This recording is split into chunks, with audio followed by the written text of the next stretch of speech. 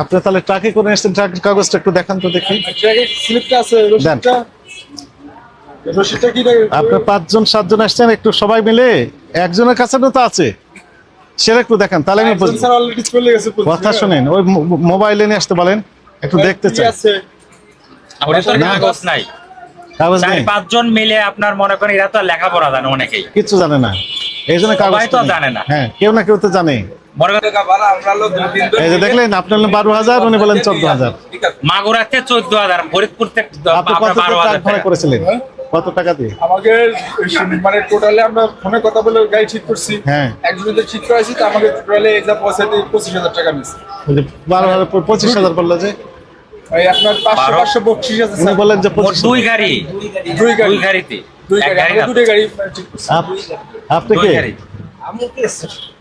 কোথা থেকে আসছেন? আপনি তার মানে ওনাদের সব তথ্যই জানেন। আমরা এই জন্য আসি নাই, আসছিলাম দেখার জন্য, কিন্তু না স্যার, ব্যাপারে আপনি কোনো যেভাবে মাল নাই, কথা সবই বলতেছেন, মনে করেন যে আপনার কৃষক।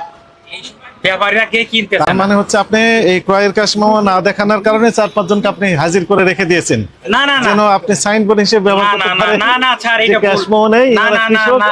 কৃষকের মাল বিক্রি করতেছে। না না